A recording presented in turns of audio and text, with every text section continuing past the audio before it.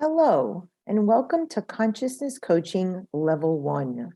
This class is on the body as the map of the psyche. Every single thing that is happening in the body, internally and externally, is a roadmap back to the person's psyche, whether they know it or not.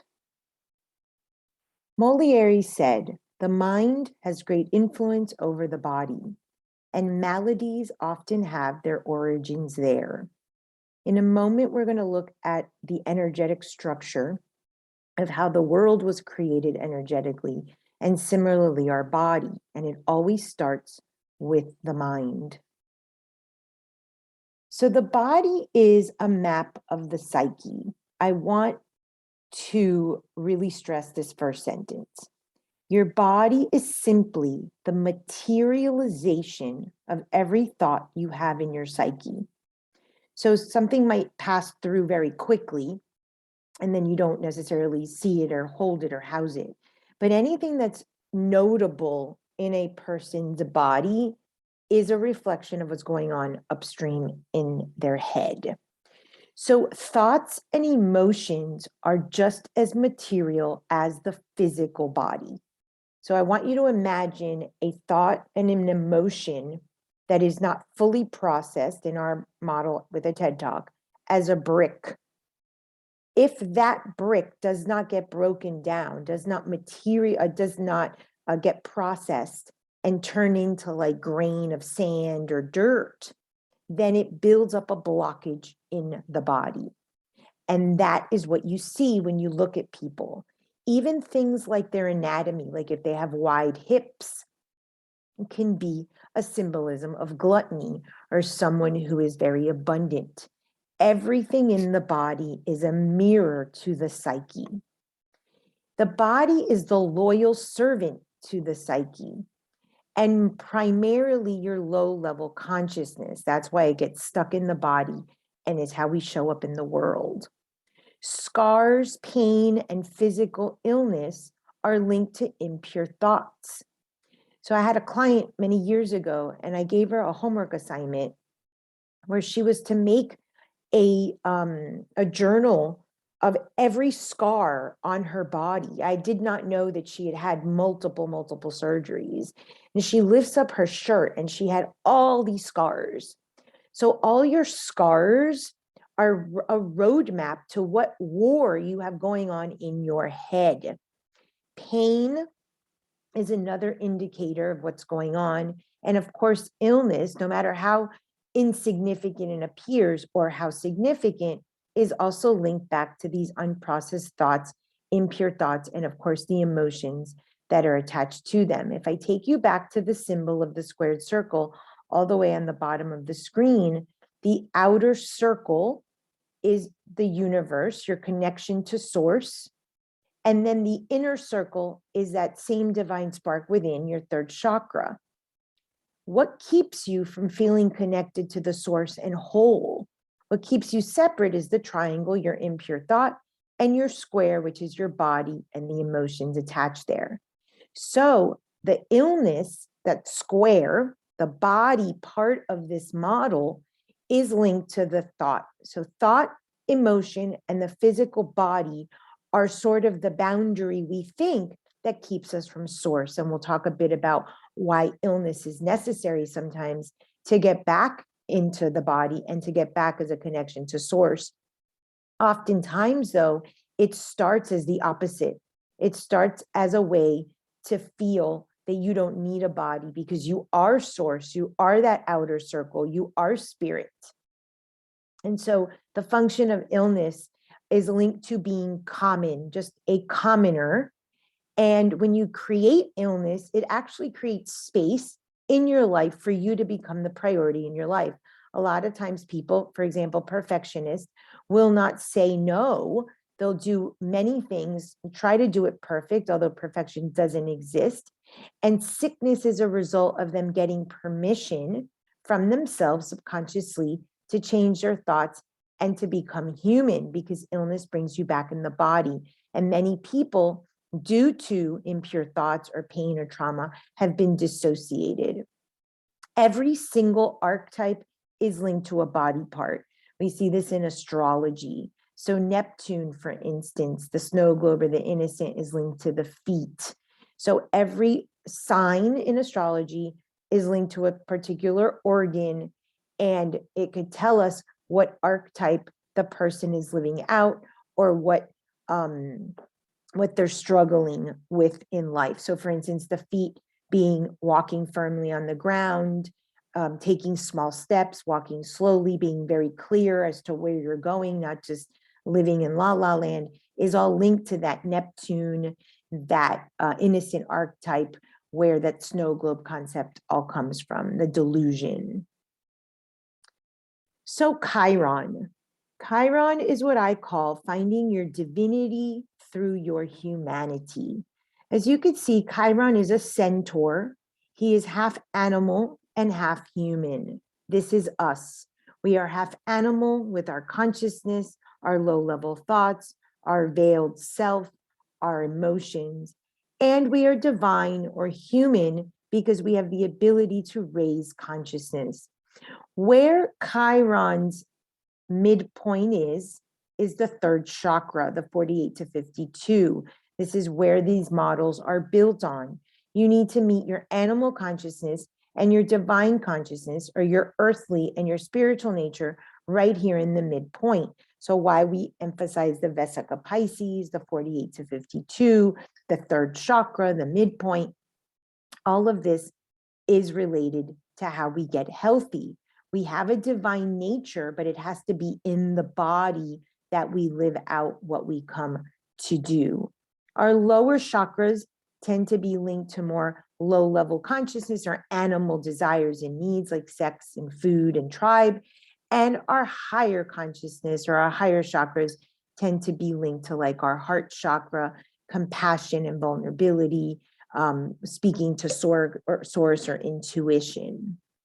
The connector is found here at the third chakra. I'll show you another image of Chiron in a moment. Our divinity, higher chakras, can only be expressed through the body. When you leave the physical form at death, you cannot burn karma and you cannot raise consciousness. So this is extremely important to understand that we need a body in order to grow spiritually, in order to transmute these things that we want to transmute from our lower consciousness. So we have to be in the lower consciousness in order to raise the consciousness. We cannot transcend, we cannot dissociate, we cannot grow spiritually if we try to transcend above the body or dissociate from the body. We need to be in the body in order to live out our divinity. So again, here is Chiron the centaur. And I chose this particular image because he's holding this bow and arrow. For those of you who like astrology, Chiron actually is the ruler of Virgo. One of the reasons why I mentioned perfectionism. Virgo is the body. Virgo is the physical health, the day in and day out routine that we do. However, he's often represented as a symbol for Sagittarius. Sagittarius is one pointed consciousness where our dual natures connected, our earth and spirit, our light and dark, our male, female, is a one pointed consciousness. So hence his arrow and what I put here to indicate the third chakra. You cannot connect the lower chakras or the animal nature of Chiron and the divine nature of Chiron, again, representing ourselves, without the third chakra, which is self-worth, the fire element, choice, free will, individuation, and self-worth and self-love. So the second chakra, for instance, is linked to eros love or passionate love. Yes, we like sex and money and things. Then despite having that lower consciousness, we love ourselves, third chakra, and then we can move into the fourth chakra and love another, agape love. So this is really the seatbelt. This is the root of all of it. The fire element, the third chakra, the crown of jewels. This is how we unify both light, dark, male, female, higher, lower consciousness, duality aspects of self. So all illness is spiritual. all illness is linked to the creation of how energy is created and things are materialized. So the Akash is the Akashic records or the ether, and this is the highest plane that humans have access to. So when the Akash decides to start to incarnate, if you will, the universal consciousness, think of the outer circle in our logo, it becomes air, which is linked to the thought and the triangle. Then it becomes, or actually this is written wrong, I'm sorry. Air then becomes fire, which is our third chakra, which is our ability to choose and burn, through what next is water, which is the emotion we learned at pregnancy, which then creates the earth. So it's Akash, air, fire, water, earth. Now, we cannot change the origin story. So the Akash, which is having chosen our parents due to past karma, stored in the Akash, forces us into conception, the air where we get our thoughts. However, we can, fire is next, and I apologize for the mix-up. We can control the fire, which then allows us to transmute the emotion and set boundaries and change the earth, which is the materialization of our body. So we actually have more power than we think. So there's a reason, there is a reason that the order of creation is this way. The Akash, your parents, your story, your karma, your impure thoughts of conception can never be changed. Fire and the way you use your fire, don't use your fire, will determine how much water, how emotional drowning you have, and of course, how sick you will get in the earth. If you use the fire appropriately, then your water will be contained. You'll feel your feelings, but they won't overrun you, and your body, the earth, won't break down. But all illness is spiritual because it all starts here in the Akash. Illness is linked to power loss, your boundaries being violated, sacrificing your own integrity and value system, and we're going to talk about that momentarily, to get your needs met, and internalizing limiting beliefs. If you're into astrology, this would be your squares. Squares are those inner critic voices. This is what your inner child is telling you in the TED Talk in step 2. And if you really believe you're worthless, if you really believe you don't deserve to be listened to or whatever comes up, then those limiting beliefs will show up in the appropriate body organ that has that same linkage, the function of the organ, which we'll talk about. But when we finally trickle down into the earth element and we lost our power in the earth, we violated our boundaries in the earth, we sacrificed our integrity, our values to get our needs met in the earth. I'm talking about in your story. Then illness shows up as one of the only ways to create space so that we can actually take our power back. So in shamanism, we view illness as initiation. It is not uncommon that people start to seek spirituality or what's beyond when they are sick. So cancer, arthritis, osteoporosis, tumors, aneurysm, someone dies, a physical illness, and they want to know why. So that question of why often sets people off in an initiation, and it's often due to illness. All illness is energetic, as I said before, and this is a primary belief in shamanism as well. It is believed to be an initiation process. It gets you seeking. That's simply what the initiation is, to seek to go within. It's also a purification process. Every impure thought must travel through the body and must be eliminated out of the body. We use the body to purify. If you think you're worthless and you continuously think that, the body won't purify in terms of getting it out as feces or urine or sweat or emotion, but rather it'll build up like a brick and it'll show up in the organ.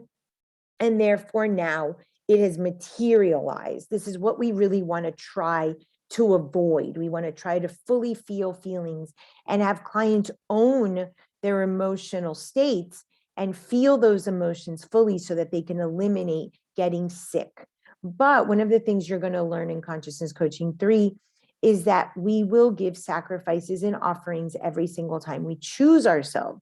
And inevitably, it will be linked to something processed in the body, most often illness, even if it's just one day of a cold or a migraine. So the body is constantly purifying whatever we're thinking. Whatever you're feeling, just go up to the past 24 to 48 hours and the answer will be there.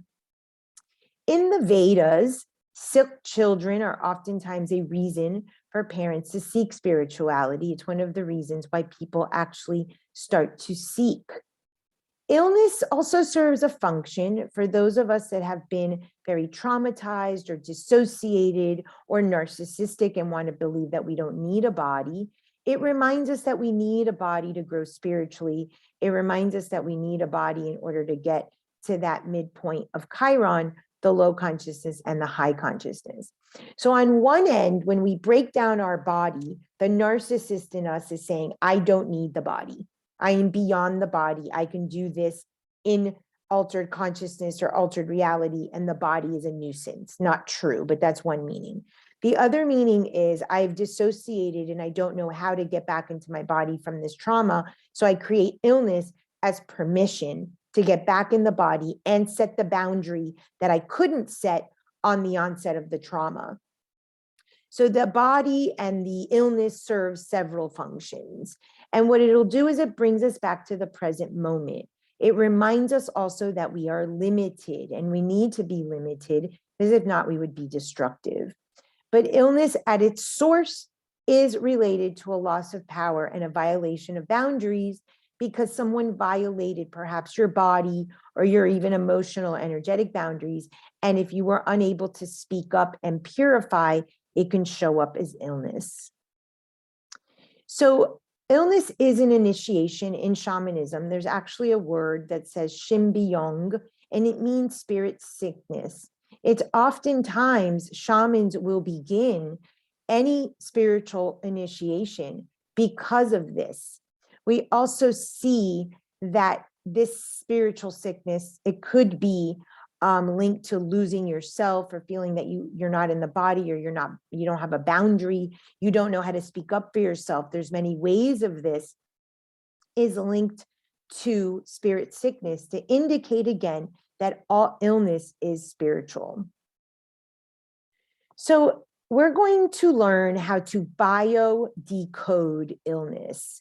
Bio is the biology, the body part, and it has a code in it that tells you what the client's thought is that they're struggling with. They chose the body part to have the illness because it's teaching them something. So again, the body is responding to the thoughts and the emotions that are material. Again, think of a brick. All illness is trapped. So that brick, which is the thought and emotion, is material. It's trapped as unprocessed thought and emotion. And so where the body signals the meaning of the organ is linked to the thought and the emotion the person could not process. So here are a few examples.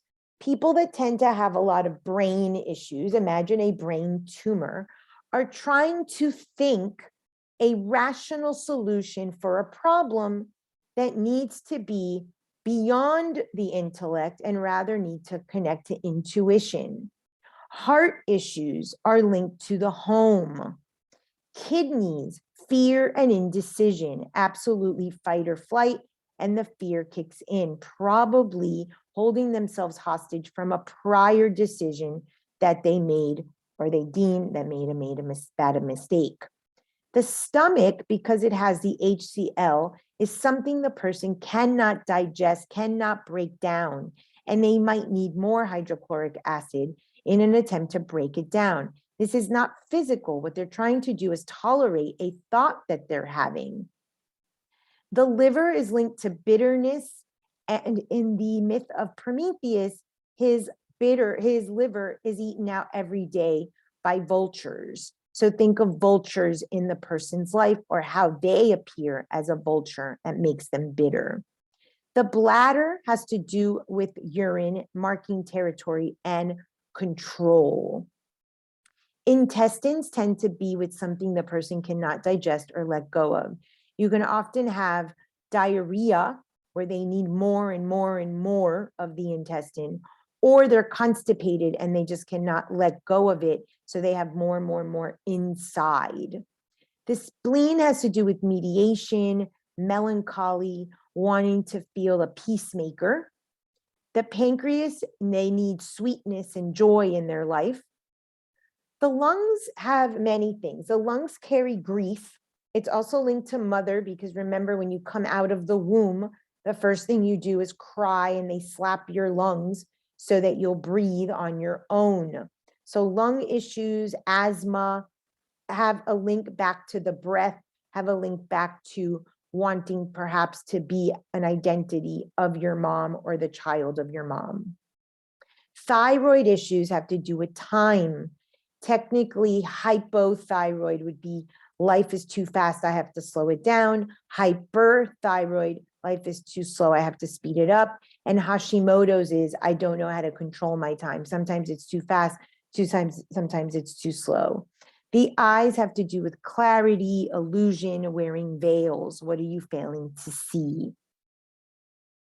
So when I teach health psychology, I teach the biodecoding, and the primary question, and I actually ask my client this question: what is the function of the organ? Let them come up with the answer, because when you hear them, then you can see or listen to what they're thinking. If they say the function of the lungs is to breathe, then they're probably saying, I need help breathing, or I need help catching my breath. Or, as I mentioned, going back to mom, when someone breathed for me. So it's good to ask the client what they think the function of the organ is, even if it's just very simplistic. Then you can chime in with more detail. So for instance, the skin, what gets under your skin? Or the eyes, what are you refusing to see? I had a client who was having difficulty with his eyes, and he was very much about living in higher consciousness. And because the eyes are linked to stealing your fire and the deadly sins, he kind of started only wanting to see with his third eye. So I said, what low level consciousness in you and in others are you refusing to see? So as you know your client, you can ask different variants of the question. I had a client this week who started having these sensations on the left side of his ribs, around like a tickling sensation. And I said, what's the function of a sensation? What is it when you have sensation? And we identified that it was life. I'm alive. When you sense, when you have sensation in your body, you're living. And he was at the end of the work with me, going into spiritual adult. And now he was finally allowing himself to live. Where do you lack joy or sweetness in life? This could be with the pancreas. This could be also diabetes. This could be any sort of blood sugar regulation issues. And sugar, obviously, is the sweetness. How did your mom take care of you when you were sick? This is a classic question I ask clients. The way your mother took care of you when you were sick, primarily the mother, it could be the father or grandparents or the caretaker, is very much linked to how you will get sick. So I have a client who is a self-acclaimed hypochondriac. His mom would take him to the doctor all the time. So that's what he does. He takes himself to the doctor all the time. It's the way he sort of checks in and says, oh, mom is with me. She loves me because I'm doing what she did. The other thing is, how did your parents take care of themselves when they were sick? Since everyone's a mirror and we're basically everything representing mom and dad, we can always extrapolate to them. Illnesses are either scarce in nature or abundant in nature. And this is linked to our minds. So I'll use the example of hips. The other day I asked a woman if she had any hip issues, because I could see in her astrology chart that she was very gluttonous in nature. She's like, I don't have any hip issues, but I do have very wide hips. So the organ and related to the mindset, scarcity issues, for instance, might show up as osteoporosis or structural issues, because scarcity is linked in the psyche to limits, and the structure of the body is what limits. Abundance illnesses are cancers. So for instance, I wanted more of my children. I had breast cancer, many tumors on the left side. The left side of the body is the feminine and the children, and the right side is the masculine and lovers. So we can do a statement of the body part, its function. Is it scarcity or abundance issue? Does the client want more or less of that organ? And so there's a way to biodecode the illness. All illness is narcissistic. You either don't want the body, or you want to be reminded you are the body.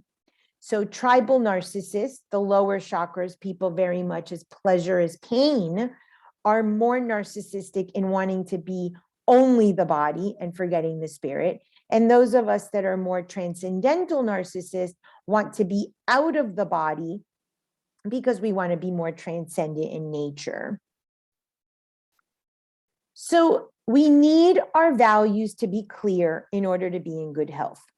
So in addition to the function, in addition to biodecoding, in addition to the thought, what is linked to illness is also self-betrayal. One of the things when you have a client that has health issues is you have to talk about their value system, partly owning their bad bucket values that are linked to the vices or the hydra heads, and identifying their good values or the light bucket values, and having defined terms around these values so they don't self-betray. Remember, all illness is energetic, it's all spiritual, and it all results from a power loss and a loss of boundaries. What gives us boundaries is our value system. The word valer means to be in good health. Valer in Spanish also means to be of worth, the third chakra. Health only comes from having a solid value system established on your belief system. So one of the activities I do with clients is, what are your top 2 values? And it cannot be family. You cannot have your family as a value system, because your family already gave you your bad bucket values. So they're already in your psyche. Everything you judge in the TED Talk in the second question is linked to the sins or the vices or the ripus that are the bad bucket values that are causing you the health issue in the first place. So first, it's getting the client real honest that they have those bad bucket values, but then getting really clear on what their top 2 values are. So for instance, mine is spirituality and leadership. And I have a very clear chart on my leadership qualities, how they're defined, how I measure them, and the same for my spirituality. So you have to identify with the client their top 2 values. It might be similar to their parents, but you really want to make sure that they're honoring their values and not their parents' values. The likelihood is that it's going to be somewhat related to something that their parents taught them. We don't veer that far from our parents' values, but we definitely can do them differently. So some values could be honesty, authenticity, service, integrity, truth, depth. Most people look at me like I'm crazy when I ask this question. They either don't know what I'm talking about, they Google it, they look at me and say, I don't know what that means. So we're in a big problem here when we have most people do not know their values, that they can't even name them, but much less define them. So our job is to help them define and measure them. This is something we will do in the adult steps. This is going to be linked to the needs, steps 4 and 5. But in a session, especially if there's health things, once you biodecode the illness and you track the impure thought that they're struggling with, the bad bucket value, then we can look at the antidote, the good bucket values. The reality is that most times the good bucket value comes from the parents and is already in their good buckets. So honesty, for instance, is an important value of mine, integrity, truth. And my main bad bucket value I struggle with is pride. So when I question humility, I asked my dad one day, I say, how do you stay so humble? And he's like, I had the most humble mother. So the antidote to the bad bucket is probably in the good bucket somewhere. And from there, the client is probably going to find their value system. It's not always the case. It might be hidden, but it tends to be somewhat related. So you can have the conversation how they have lived up to these values. And again, if they don't know what they are and they surely can't define them, they're going to struggle. That's expected. And how have you violated them? Because again, all illness is spiritual, boundaries were violated. So we help clients define and measure in clear, observable terms what their top 2 values are. This is going to create the boundaries in the rule book. So pillars of health. One of the activities I do with clients is I get them do their pillars of health. So I put here financial, sexual, spiritual, emotional, and physical.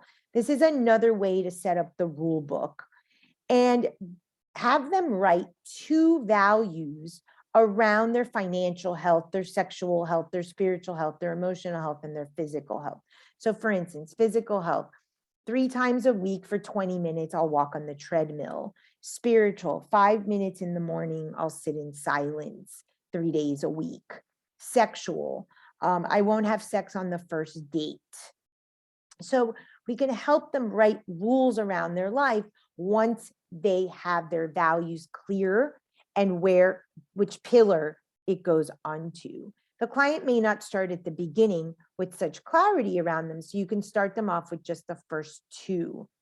Be clear and then have them connect to their body to see if the truth or the value that they're writing feels true to them. We want to get them comfortable in their body. So lastly, I want to talk about the myth of Hercules and Hippolyte. And this is linked back to what I was saying earlier about how every single thought is purified through the body. Every single thing that the client is feeling physically, no matter how insignificant, is linked to an impure thought. The impure thought has to come from conception, from the bad buckets. You TED Talk it, and it has to purify through the body. So after a session, once we TED Talk, I tell clients, do not be surprised if you feel depleted, tired, have a migraine, break a toenail.